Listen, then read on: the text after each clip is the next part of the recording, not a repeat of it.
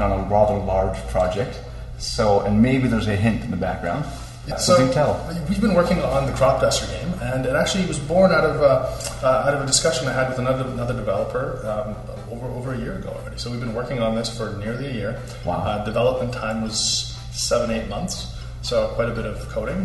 We had a local graphic designer, Sarah Gerber, do all the graphics for it. And then it's a game that was inspired by living in Kelowna. It seemed like the natural thing to do in Kelowna.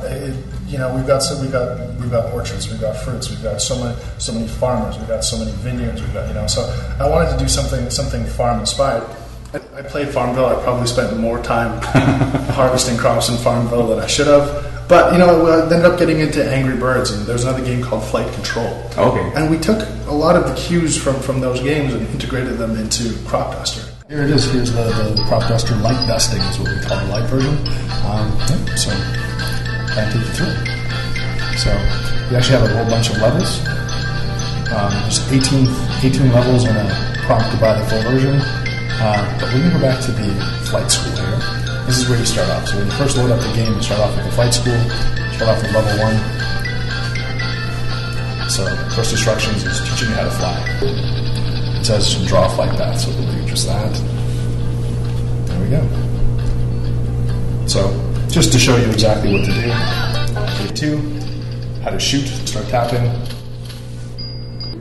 All of the objectives have bouncing arrows on top of them, so we can go like this, fly closer to the ground, and keep tapping here. The names of the planes were inspired by two of them were inspired by neighbors. So Steve actually has a pilot's license, so I decided to name that one Steve, and the other neighbor actually has a chopper. So we're like, I really wanted to integrate, because they did help out a fair bit. They did review, they did give a lot of feedback. So I decided to name the chopper Dan after Dan, and then Cedar Steve after Steve, and we have 2 more characters, Phil the water bomber, and Dusty, which is the duster plane. So you've chosen Kelowna as your base. Why have you chosen Kelowna as your base? You know what? I don't think there's a better city to be. This is Canada's resort town. So, and I think that this place has really vibrant and upcoming tech community. There's a really good base here, and I think there's a lot of potential.